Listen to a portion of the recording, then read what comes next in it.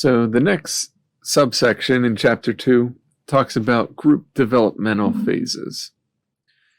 And so this can get a little complicated because it seems like multiple different group experts have developed different language for talking about the different phases or stages that groups go through in their developmental process.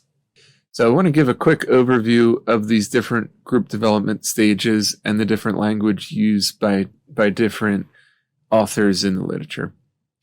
And it seems like, from what I can tell, kind of taking a bigger picture look at the different ways of conceptualizing group development, is that the different phases get conceptualized based on the professional background and orientation of the author or the practitioner. So Tuckman, going all the way back to 1965 in the psychology profession, outlined 5 stages of group development: forming, storming, norming, performing, and adjourning. And conveniently, they all they rhyme with each other, which makes it a little more fun and easy to remember, talking about the phases that a group goes through in its development. In that first, the group comes together, and it's not a group yet. It's just a bunch of individuals that are trying to form a group and form a sense of group cohesion. Once that groupness quality starts to establish, there's a storming phase. This is where conflict emerges, differences have to be discussed, there's challenges to the authority of the group, the storming aspect. Then we get into norming. We're solidifying the norms of participation within the group. We're getting into more of the purpose that the group has come together for.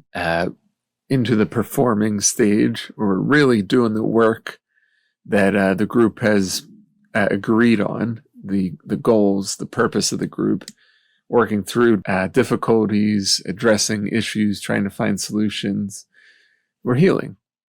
And then we get into the adjourning aspect of the group, which is where we're grieving the closure, the ending of the group. We're trying to celebrate the work that was done.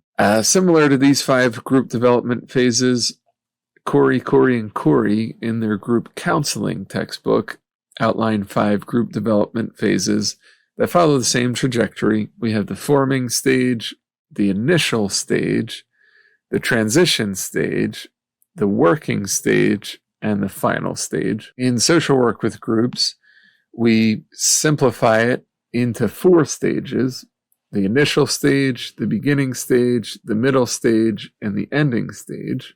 Mackenzie, who is a psychiatrist and group therapist, outlined 4 different phases to describe the same group development process. Mackenzie describes it as the engagement phase, the differentiation stage, the interpersonal work stage, and the termination stage.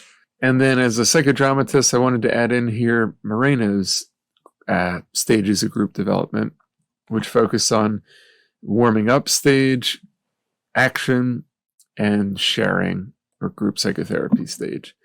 So the first 4 models I outlined were developed to describe the longer-term trajectory of a group's development over multiple sessions, multiple weeks, multiple months, maybe multiple years, while Moreno's group development stages were conceptualized based on a single session.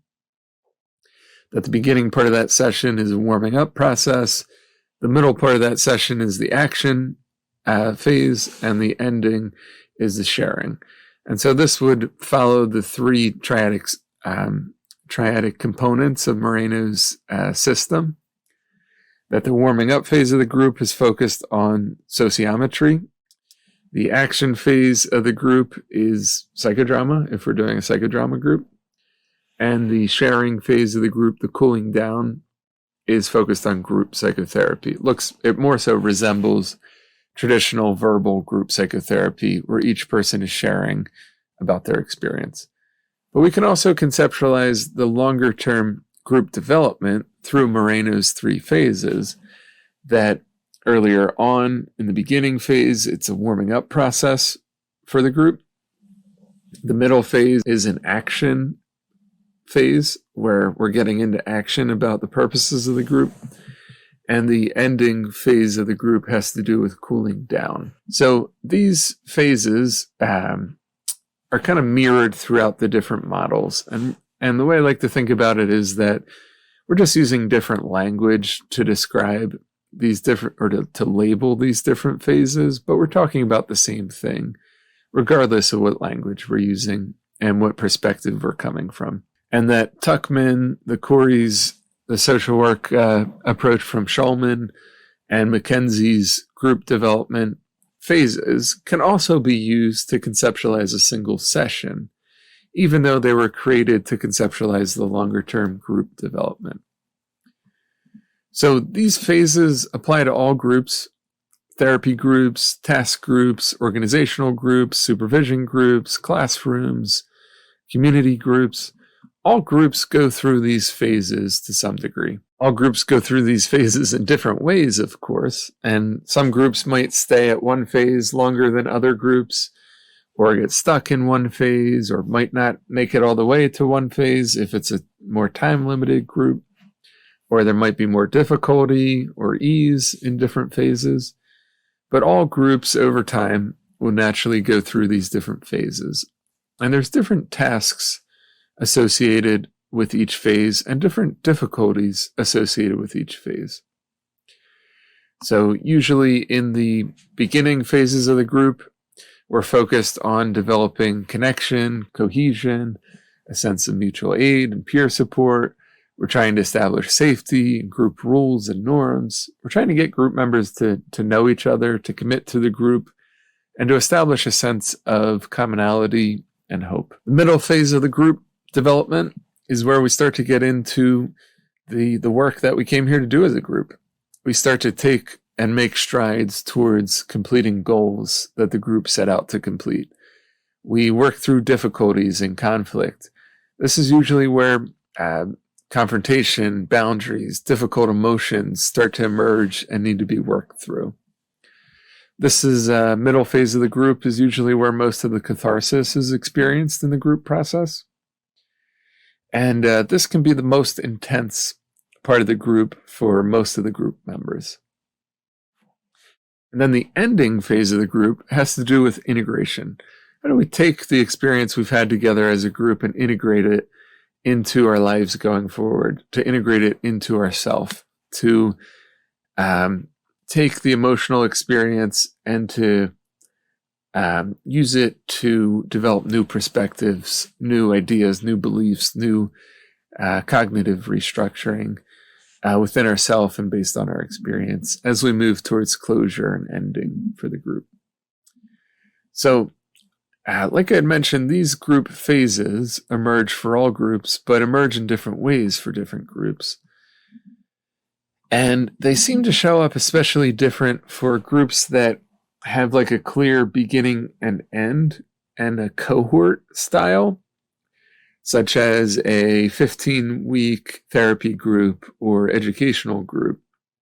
But there's a beginning and an end, and usually all the group members start at the same time and end at the same time. In a group structure like that, the group is going to go through a much more consistent and clear group developmental process. Whereas there's other groups where there's a revolving door of people joining and leaving the group. This will be especially true for just an ongoing support group that meets every week indefinitely, or an inpatient group where people are there for shorter term and discharging and admitting to the group on a more frequent basis. In groups with this type of revolving door, the process of group development and the phases that the group goes through are going to look different. For example, instead of the entire group going through this trajectory of beginning, middle, and ending phase, there might be different individuals in the group who feel like they're in different phases of group development in their relationship to the group, in their own process. So, for example, in my inpatient work, it's pretty normal that folks are only in my group for 2 or 3 weeks. and the group meets twice a week.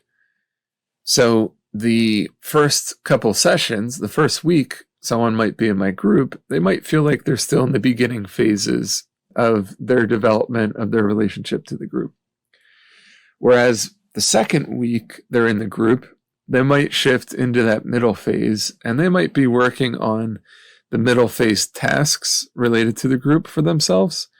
Whereas their second week of the group, new members might join the group, and those new members are now working on the beginning group phase tasks for themselves, trying to learn the norms of the group and feel a sense of safety, connection to the group. And then individuals that move on to the third or fourth or final weeks in the group, they might shift into some of the ending phase tasks for themselves around termination and ending and integration, gratitude, meaning making. So in these types of revolving door groups, each individual might be in a different phase of group development. So I want to encourage you to reflect on these different phases of group development and to consider how they guide your group facilitation.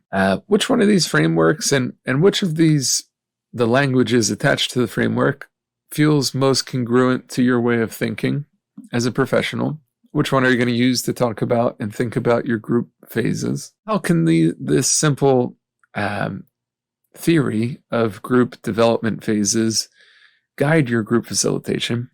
When you think about which phase your group is in and which phase is next and the different tasks associated with that phase, it'll modify how you approach the group and which interventions you use in the group, which topics you bring up in the group or try to contain in the group. When you think about the different group developmental phases, which ones do you feel most competent and comfortable leading groups during? Whereas which of these group developmental phases do you feel least comfortable leading a group when it's engaged in? And I would encourage you to also reflect on how can these different phases of the group session really help you in structuring and pacing your group sessions.